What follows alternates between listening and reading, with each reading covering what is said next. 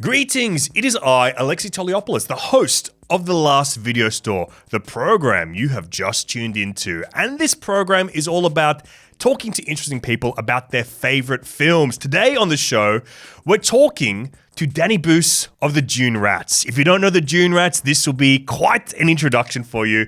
They're a freaking sick, hectic Aussie rock group that is so much fun, partying, great stoner rock vibes. And I will say this, Danny and I met like 10 years ago. This is the first time we've seen since then, but back in the past, we shared a very memorable schnitty dinner at an Aussie pub. And it's a great reunion here on the show today. And he's got great taste in film. The new album from the DUNE RATS, If It Sucks, Turn It Up, it's either out now or out real soon. Check it out. They're going on tour with a bunch of sick acts as well in August and through September. So check out all of those listings. Go see them live. They're so fun to see live. So let's freaking party, dude. What we do on this show is he's going to pick a new release film, two older all-time favorites, and then I'm going to give him a recommendation based on his taste. And allow me to give you an example off the dome just like that. We've got an online customer order coming through. And if you want your own bespoke customized recommendation based on your own taste, give us a 5-star review on Apple Podcasts, a comment on YouTube video, because we are on YouTube as well, or even a comment on our Instagram at Last Video Store Batuta, our TikTok, same thing. And in that, your comments or your review, give us your new released favorites, two all-time favorite films, and I'm going to give you a recommendation on the show, just like I'm going to go to Caleb McCracken2133 from YouTube. Alexi bottles up childhood nostalgia, he says, while advancing our collective cinema know-how in the best way. Thank you, Caleb. Amazing if you're giving a recommendation. My three picks are The Green Knight, which I would say is my favorite movie of the decade so far. What About Bob? And Babette's Feast. What can you do with that? Great picks.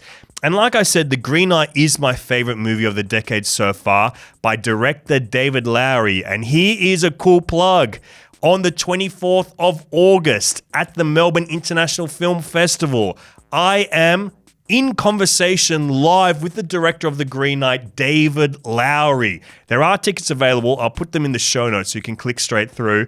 But David Lowery, one of the best filmmakers working today, The Man in the Gun, The Green Knight, freaking Ain't Them Bodies, Saints, Ghost Story. I love David Lowery so much, so I'm so looking forward to that. I'm going to give you a recommendation straight off The Green Knight because I don't think many people have gone back to see the probably greatest Arthurian legend film before The Green Knight, which is the best one now in my opinion, but Excalibur from the 1980s, John Borman. It is kind of the definitive telling of Arthur's legend in film.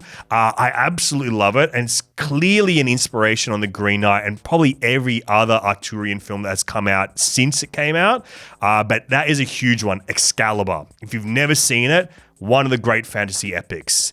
And now, let's get onto a fantastic epic of our own, a conversation with Danny Boos from the DUNE RATS. Let's get into it, babe. The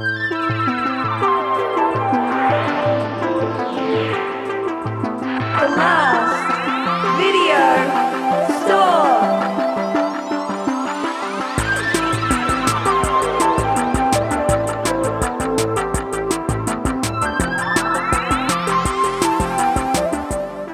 All right, Danny Boos, thank you for coming into the Last Video Store, my brother. Thank you very much. It's looking great. There's a nice smell of popcorn in the air. Oh, we keep it fresh popcorn in The here. choc tops are cold. Oh, we keep the choc tops cold. And we also have some semi-Freddo versions as well for the people with a soft tooth if you need. Yeah, nice. Very nice. Oh, I would get one of them on the way out. Man, did you have a video store growing up? We did. We had a video store in Coffs Harbour.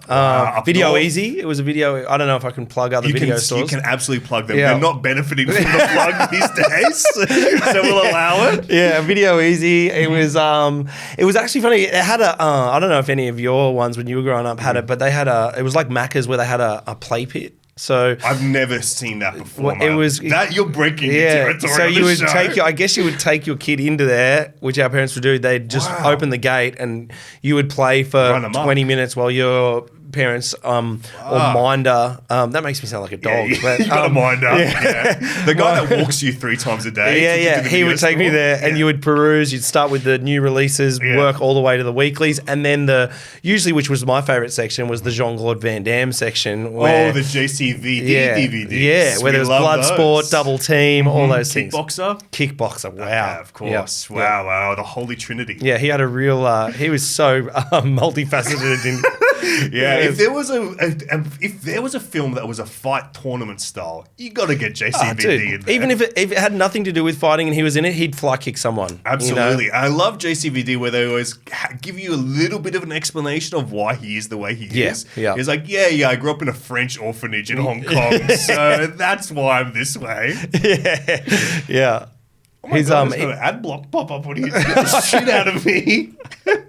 Yeah, man, but that's good stuff. Can you tell me about this playpen in the video store? Because I can't even imagine. It had it all. It had a ball pit. Which was just crazy because I remember when I was really young, being in America at a Chuck E. Cheese. That was the only other ball pit I can ever remember. But it had a ball pit. Some people theorize that's a portal between the two. You jump into the ball pit in Coffs Harbour and you come out of LA. Wow, how disappointed would you be if you jumped in LA and ended up in Coffs Harbour? Oh, no. I mean, nothing against Coffs. We grew up there my whole life. But, yeah. You don't want to end up at the Video Easy in Coffs Harbour. Especially not now. No. You'll be in a kind of different dimension, I'd say, at this point. It's a Chinese restaurant now, but anyway. Well, not so bad then. Yeah, not a bad ball pit to come out of then. Yeah. Wow, far out. Well, we're going to talk to you about some of your favourite movies right now. We're going to send you out to the store. You're going to get a combo of films, a new release, 2 weeklies. Awesome. And then it's my honour to bestow upon you a new recommendation. Okay. A film based on your taste to hopefully give you some new filming. I like it. So you're doing the staff pick, are you? I'm doing that staff pick, brother. Okay, I'm doing that staff pick. Nice. So I'm going to send you out there. Come on back and let's talk about some of your flicks. Okay, let's do it. New release. Okay, wow. What a beautiful stack of movies we have sitting in front of us. We do. I'm peering at this pile. I'm saying, excellent taste, sir. Excellent taste. Thank you. Look, I would say it took me a long time, but it actually didn't. It was very easy to find. You've got a very well catalogued video store. Yeah, you just go out there and you find whatever you need. In fact, perhaps something guides you. We've got a mystical force that guides you to the films that you want most. Yeah. But you've got a great new release film, and I cannot wait to talk to you about it. Yeah. Sci-fi. We've got Dune Part 2 by Denis Villeneuve. Yes, we do. I'm really curious about this one because I'd never put this together before in my life until seeing you here right now with this film in front of you. Dune Rats, the Muad'Dib. Do you know the rat in this film? Is there a connection there? This is why I chose this film. Not just because it's an amazing film sonically as well, out of anything. And weirdly enough, I went on my first man date with a mate in a long time to this film. I was at home. I live down on the South Coast. We have a old school Dendy sort of cinema. Gorgeous. And he called me up and he said, look, let's go on a date to the movies. And so we were like, well, let's go see Dune 2 because I'd just been on a flight and I'd watched Dune 1. And, with those really crappy headphones. The ones that sit over the head and they don't make any contact with it just the ear. peeks out. And I got told that the sound is always great in the movies. Yes. And so I knew I wanted to see number 2. But weirdly enough, I had never heard of Dune the book series until a couple of years ago. Yeah. Someone said to me, oh, you must have named the band Dune Rats after Muad'Dib. Yeah. And I said, what are you talking about? and then someone said to me, there's these books Dune. Yeah. And so I read the books because I thought. You read the books? Yeah, I did. Shit. And it was awesome. Like they're big books as well. I saw this and I was like, let's see how far I can get in this. And I read the books and I thought, wow, if they can try and, because there's a lot to try and take in on the books. And the first movie was awesome because they were sort of setting it up. Yeah. But the second film in particular is when all the good shit goes down. Like, can you swear on the internet? You can say fuck. You can say piss. You can say shit. You all can the say shit fart. goes down. Oh, and you can't say down, unfortunately. Oh no, I'll beep down out. We'll beep that out. But it was, and so I was just a pig in shit. in this film because I was like, man, the sound. A rat in the dune, if you will. The rat in the dune. Because my sound system at home, won't maybe necessarily do this film justice when I take it home from the video store. Yeah, it's not doing dandy numbers. No, it's not. Yeah. It's not getting that sort of vibration going. There's other things in my home that get the vibration going, but not the speakers. Not the sound system. Yeah. So I just loved the sound of the film, but I also just loved that. And I don't want to be the wanker that goes, I read the books and, like the Harry Potter things where I read the books and the books are way better. It's like, fuck off. Like the movies are great. I always say, books, everyone says books are better, but movies are like way cooler. Yeah. Like you can sit and watch a hot person do all the same shit that a word does. That's awesome. You know what? I can also like look over there and still be taking in information. You can't do that with the book, can you? I've tried. I've tried to inject it somehow. So how does it measure up as being like a now Dune head fan of the books? Great. I mean, there's going to be people out there that just go, you're an idiot for saying that. But I think that what I imagined in the books, certain things like the lights, the way that things are lit, the characters, things like that. To me, the suits. The suits are impeccable. Yeah, they actually marry up really well, if not even better than this old noggin can imagine. Denis Villeneuve is more interesting than a human imagination. Good on him. That's what you want to see. All those cones I smoked slowly just dumbing me down. But I can't wait for the third one. Yeah. And unfortunately, we have to. Yeah, we do. We do. Unless someone's got some sort of We have a copy here. That's the only one you can watch. So we'll put that in your pile as well. Thank you very much. We'll sneak it in there. Yeah, but amazing film. Love it. I love. Can we talk about that sonic space with it? And of course. What it's doing to you, like in that oral sense, in the audio space? I think for me, the thing about a cinema in general or a movie when you turn it down is just getting engulfed in the world. And I think like comedians say this often if you have someone in the crowd that's talking or like they're pulling you out of that space that they're trying to put you in. It ruins the immersion. Yeah. And I think that it kind of breaks the contract as well that you make with an audience or when you're taking on a film. Like you kind of are signing a contract to go in to meet it on its level. And I think that the sound in this film doesn't ever let you look at your chalk top and go, fuck, I should get another one. Like, you know what I mean? Like it kind of keeps you drawn because there is long moments in the film where there isn't a lot of like dialogue going on. There's especially with the Bene Gesserits. Yeah, and that's the thing is with the books as well. A lot of it's mental. So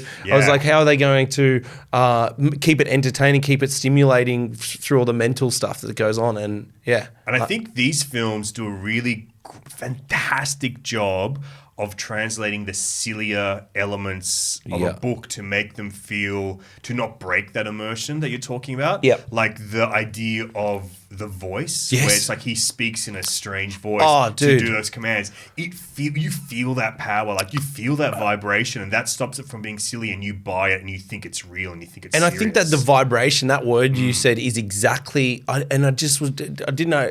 It's just that he's a genius for saying, okay, I need him to be speaking, but there needs to be something sitting under it that's controlling him. And they use a vibration. They use a hum, like a Gregorian chant, where there's this like lower register commanding you to do something. And that's what I love about movies. You don't have to, he can give you that without you having to read 400 pages. There's going to be book clubs now in Australia that put a poster of me up just going, let's throw darts. Hey, dude, I'm a wanted man with you up there. I'm like, books up, dude. The amount of times I've tried to read Dune in my life and I've made like 3 pages in and go, I gotta learn fucking new words. Oh, look, I gotta learn what Bene Gesserit is. I got like glossary sheet of cheat sheet on the other side open all the time. I can't do it. Yeah, and look, so pretty much I love the movie. I love the overall grandioseness of it. I love the big shots, everything about it. It's great. And I just thought, you know what? People always think we get the name from that book, and it's actually, we would name Dune Rats because our mate's dad he would always take us surfing. He'd want us to be surfing every day of the week. And then usually when we got about 15 or 16, we would be in the dunes on a Friday, Saturday night, smoking weed, drinking, rat behavior. And then sleeping in on a Saturday, and he'd be throwing rocks at our windows going, get up, you little Dune Rats, it's time to surf, like stop being fuckwits on a Friday night. Commanding them all a dib too. to He was, to be respectful. and maybe he knew about the books. Maybe he actually knew about it because it Wow. would be about the same sort of age that would do it. Yeah. Wow. Would you change the name to Muad'Dib at all? Do you think? Probably not. Yeah, might not be wise. No, I don't know if I need that sort of hate. No. Well, that is Dune Part 2, beautifully put. Put yourself in the Sonic experience. Watch the movie. Yeah. Weekly. We're going into your first weekly choice. And might I say, this is one of my favorite movies, a movie that I've seen, bro, probably like 40 times in my life. We're talking about... Sorry, go. Oh, you go. We're talking about Scarface, We're right? talking about Scarface. Yeah.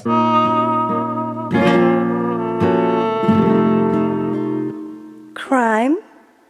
Brian De Palma's 1980s epic crime masterpiece. And when you start falling in love with this movie, you watch it every day.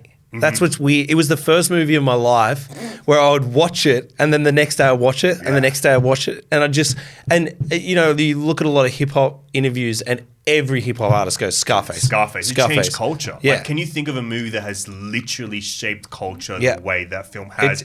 And in a kind of 1-2 way where it's like a step away from it, where it goes from, you know, ripped from the headlines, 1980s, migration from Cuba, crime. What was life of going on crime, then? And then go, okay, now it's influenced rap culture forever. Oh, and I think it's kind of like that underdog, but not the underdog that plays by the rules. You know, like everyone likes like a Rudy sort of underdog. Like, this is a guy that stuck it to the man, but then also got what was coming to him. He got stuck. Yeah, exactly. He gets stuck at the end. And not to just always touch on sound. Well, you should. That's why you're here. That's kind of my thing is that this soundtrack is so 80s, so epically weird as well. You know the scene on the dance floor when Tony's in the booth and he sees Michelle Pfeiffer for the first time, and there's just this weird sort so of strange. 'Cause it's got like that. It's by Giorgio Moroder, one of the great kind of synthy composers ever. He also did like Never Ending Story, like the synthy aspects of Never Ending Story. Probably is what he's best known for. Yeah. But it's like that kind of, it puts you off. It puts you off kilter, right? I mean, he does that as well in the end of the scene. I'm sorry if no one's watched the Scarface. No, people have seen Scarface. It lives in people's you know blood, when, this movie. you know when his best mate's sister comes at the end and this weird incestual... Oh, it's his sister. Yeah, his sister. But his mate's younger sister comes to his mate. Yeah. Rico or... I know it's Stephen Bauer is the actor that is like Al Pacino's friend. Yeah, and she's like, you want this?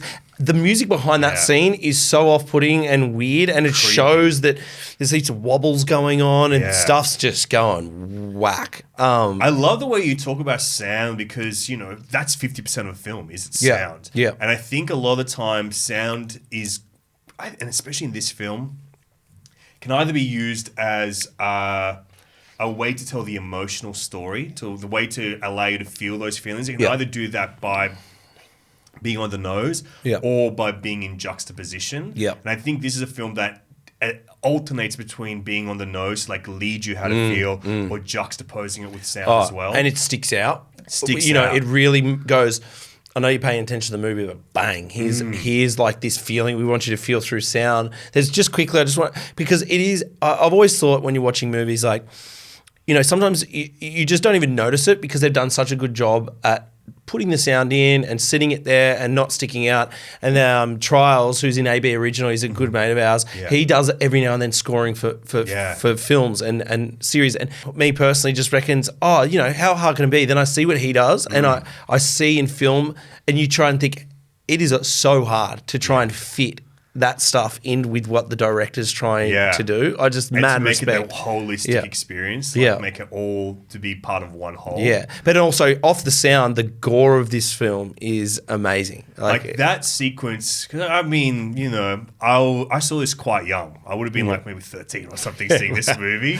And seeing it quite young, it will never leave me, that sequence. And Brian De Palma, the director, he is an acolyte of Alfred Hitchcock. Yeah. He believes in the ideals of pure cinema. The Alfred Hitchcock Shower scenes. Yeah, he loves shower scenes with lots of gore in them. Yeah. But he believes in this idea of pure cinema, which is storytelling through the language of film itself, Yep. not just dialogue, not just the script. But you could watch the scene just play out without sounds, and it would still tell you the story. Or you could watch it with just music and the vision, and it will tell you the story. Love that. So it's like the idea of cutting, the idea of montage, and those kind of things. Yeah. But the one that really sticks to me, which is so Hitchcock, it is a shower scene in this film where someone is handcuffed to the rails of a shower. Is that Pacino curtain. in that? Is he I getting? think it's someone and then Pacino. I think they're both. But Yeah. then a chainsaw comes out, and like they're being killed with a chainsaw. Yeah. But it's horrifying. Yeah. But if you're watching it and you're feeling the overwhelming sound, you're feeling like every aspect of it. It's the oral, it's the video.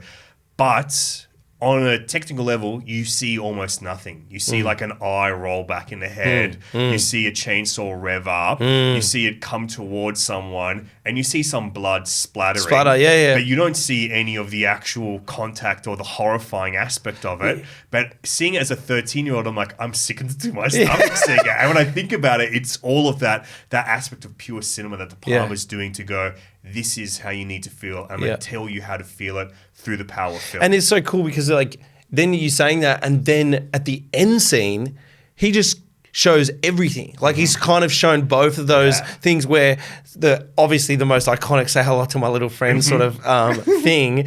And there's so much blood, there's so many bullets, there's so much mayhem. But then he's shown that at the front. I didn't even register that he's just shown like. Well, he's one of the masters for that reason. He's amazing, and that was probably the first time I can remember seeing a real badass chick in that scene with the machine gun. She's got the gat, and she's just like. Fucking this. I was like, normally, I thought, what's she gonna do? And she just whips out this machine gun. I'm like, holy crap! Yeah, it was epic. Yeah. Well, that is it. The world is ours. That is The world Scarface. is ours. Yep. Did you know that Scarface is a remake as well? No. So there's a 1930s original film from like the dawn of gangster cinema. Like 1930s is the era where gangster films are taking power, and they also go through this weird change where there's this law in America that is like about content, like about what you can show and how you can present stuff. Yep. It's a code, like a code of ethics for film. And because gangster films can glorify the gangster, so they kind of put it in that there needs to be like a moral aspect or aspect of morality to it. So the gangster films start to become about a rise and the even more necessary fall of a gangster. Like don't do this. This is what you'll get. Yeah, you can see the glory of it, sure, and you can be impressed by it, you can be brought into it. And this is it's called the Hays Code. Okay. It's, this moral code that art must follow or film must follow. Yep. And so it can show you the glory, the rise of like why one would want to do that. Yep. And that's still quite a political way of going, like, especially Scarface, both the original and the remake. They are about migrants and how migrants are not given a great chance to make it in America despite the American dream. And the only way they can achieve the dream on the outskirts of society is by going into a life of crime.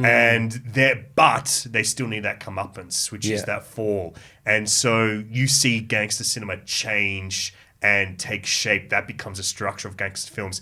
Basically going from then onwards. Until I was you just get trying to to think, that. can you think of anywhere he's like, and he succeeded in his goal to sell drugs and lived happily ever after? Godfather 1, but then Godfather Part 2 and 3, different story. I wanted to put Godfather originally because I just watched it on the plane again. Wow. And man, that scene where it's like, again, like, I know it's not one of my picks, so I can't keep talking about it, but that is just, that's a phenomenal film. Yeah. I mean, I was going to put it in there, but I thought someone would have to have already done that. Well, I'm glad you love gangster cinema because it's probably my area of fascination most. Like, I'm obsessed with gangster films. But that's cool, that thing you just said about the Hays comeuppance. Code. The Hays Code. And Scarface, the original, I just started me thinking, I think it was Al Capone maybe was the original. Was he called Scarface? He's called Scarface, Yeah, and the original Scarface film is not biographical, but very based on him. On Capone, and so that's kind of where it goes. Yep. And then Scarface, the remake is written by Oliver Stone, like one of the great nuts of cinema. I love Oliver Stone. Yeah. It takes a lot from like a lot of those original gangster films. They have this rip from the headlines quality where they're like, this is about what's happening right now in society. Yep. And Scarface, the remake, is one of the great, I guess, postmodern or like the next stage of gangster films that kind of honor those 1930s films, but are a new entry and new blood for it. Yeah, because it is that sort of like you've lost the charm of 50s and 60s. You're going into the 70s and 80s, like where it's just cocaine. Revisionist is what I meant. Revisionist. And it's all that cocaine, almost like a spaghetti western to classic westerns, it feels. Man, great pick. Absolutely love Scarface. Thank you. Brother. Yeah, we got the yayo on the podcast today. We're going from an American classic to, fuck man, probably the Australian classic of all time. Comedy. It is, I can't believe no one's chosen this film yet. You have the honor and the privilege of bringing us into the world of The Castle. It is. I mean, I feel a lot of responsibility now, having chosen that, to know every single line. There are tears of pressure glinting at the sides of your eyes right now. But I chose this one mainly because obviously it's like a rite of passage to watch this film growing up as well. That and Scarface. Just one man must go through. Imagine like someone tries to mold both those movies together. Oh, well, that might be my duty Dale today. Kerrigan gets in with the wrong crowd. Oh, shit, we got to make that. Yeah, let's do it. I've always, just quickly about making a movie, what do you think about this? The Castle 2, right? They go to Thailand. Family holiday to Thailand. Wow. And then it's like a big spoof on all the Aussies that go to Thailand. Yeah, and dude. like, the Kerrigans go to Thailand. Okay, I think that's good. That's at least a Christmas special. And they see Twister. They've got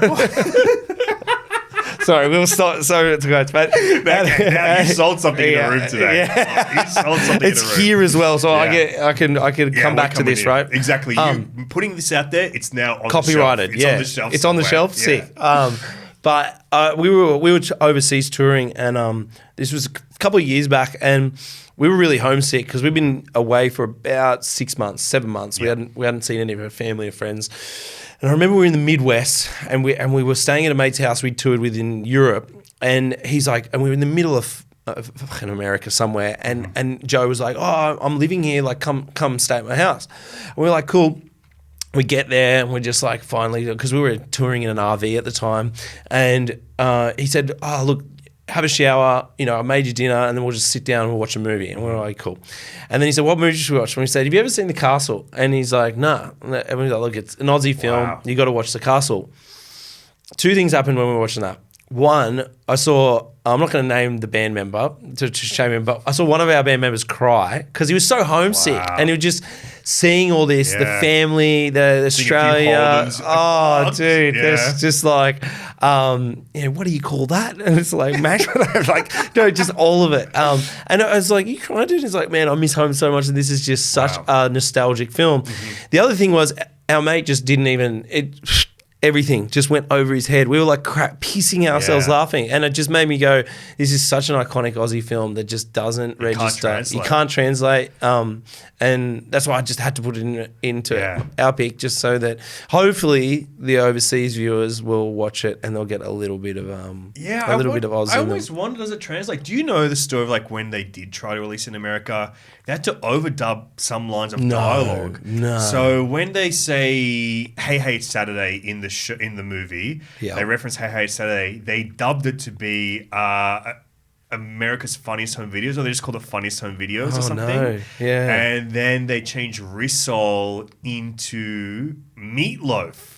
They changed the reference of Rissole to Meatloaf, like it's something insane. Like, we will never figure out what they mean by Rissole, so we must change it to Meatloaf. I love the guy's job that was to Americanize this film and choose where the line was. In a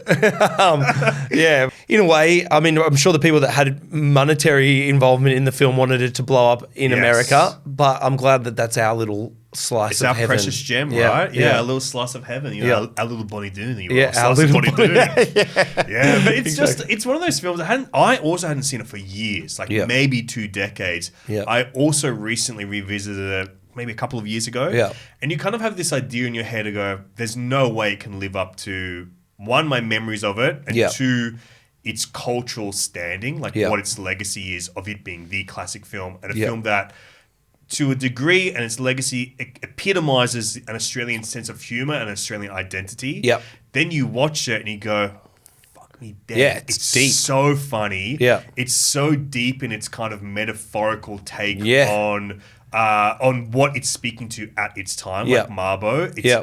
it's so thoughtful in the way it does that because it translates it beautifully to be empathetic to anyone. Like anyone can understand it because of this film.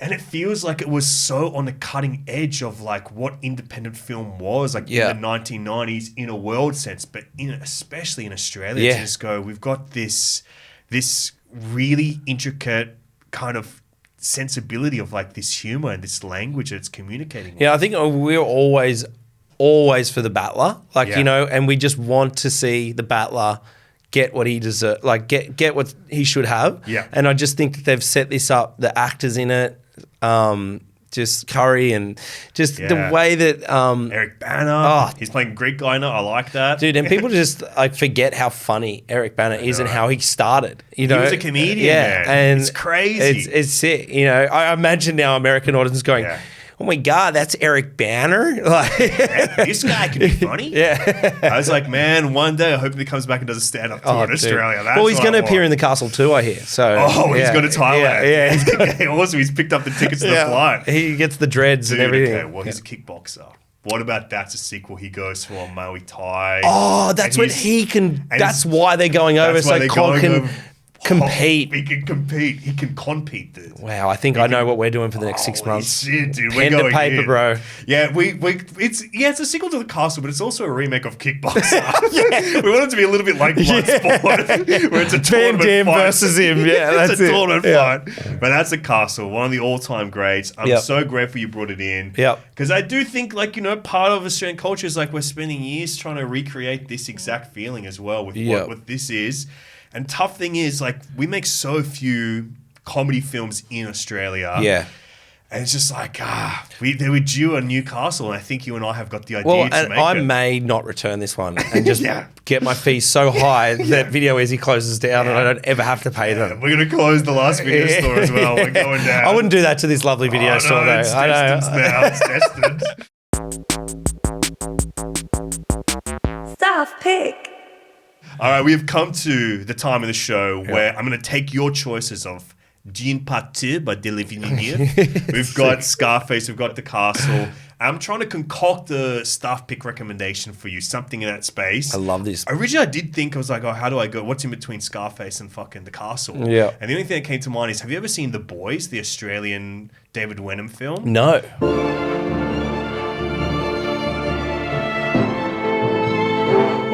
Drama. Oh, man. Maybe I'm just going to pivot and go, this is your staff pick then. I love The Boys. The Boys. It is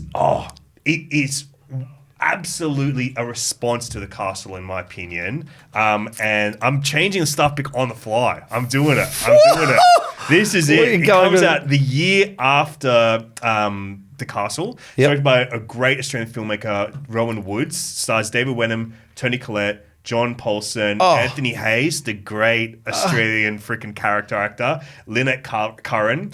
And it's a response to the playfulness and the romanticized version of suburbia that is, and like white Australian suburbia that is displayed in The Castle. It goes, there's a dark side to this as well. How do we explore that? So it explores the kind of like xenophobia, misogyny, racism in the same part of the world, like the same exploration of it. So there is a little bit of a gangster element to it and a tragic true crime story that kind of inspires it as well. That's quite horrifying. So we're going, this is more the chainsaw seed in Is that, do I see 4.5 stars there? 4.5 stars from me. Wow. 4.5 stars from me. I've got my rating up there. So let me read you a little blurb for it. Okay. Brett Sprague is a violent and psychopathic man who's released on parole after serving a sentence for assault as he returns to his family house, and we watch him and his brothers, Stevie and Glenn, for the next 24 hours. It becomes clear this day will not end well.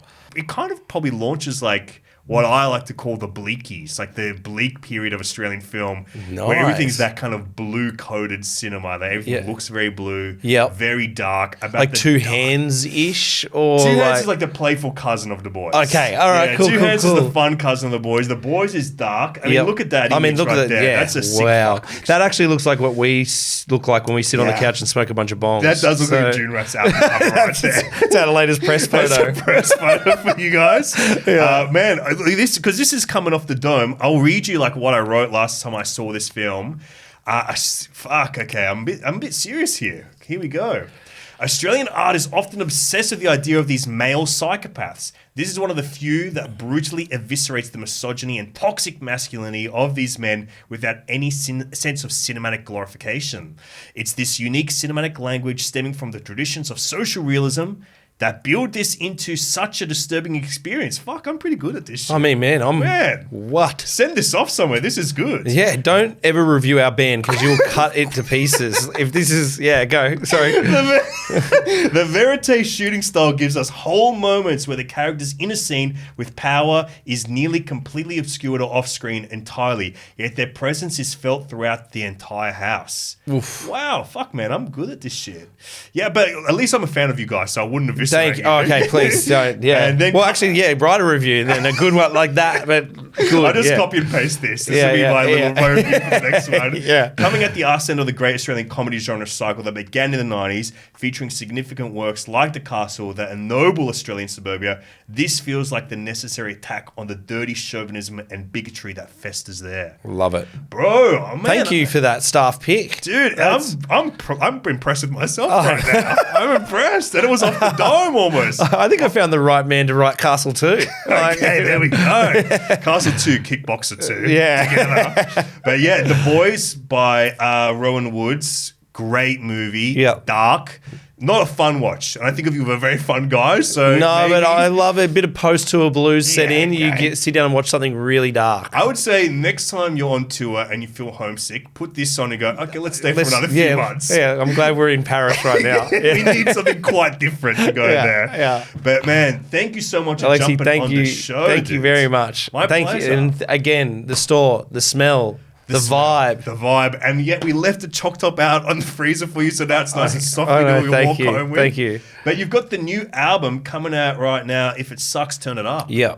It's loud, it's soft, it's good, it's bad, it's everything. Wow, it's all facets of life. All facets of life. Very exciting. Yeah. And I've been loving the new singles from it, Cheapskate. Yeah. And so because in honor of Cheapskate, this is actually a free combo. You don't have to pay for these movies. Yeah. You're joking. I'm not joking, and I'm wiping the late feast, brother. I'm wiping the late feast. Thank you so much, man. Mainly so we can stay in business. Because we don't need you. We don't need you. I just said there were a bunch of coins I got from the console in my car anyway, so you probably don't have to count that out. We'll take them. We'll take them. We'll put them in a donation tin. Thank you very much, man. But are you guys touring as well? We're touring next month with Fiddler, and it's announced this afternoon, but this will be out. This will probably be out a little bit later. Yeah, so, Darts from New Zealand are joining us, and the Pingers, which are an awesome young punk band from Australia. Sick. So, it's end of August, early September. We'll get loose. Yeah, we will. Come down, have a beer, have a pinger. I would love to have a pinger. I'd have a pinger. I can only pronounce it with a pinger. At the end. But thanks so much, Danny. You rock, dude. Thanks for Lexi. hanging Legend, out. dude. Thank you very much. The last video store.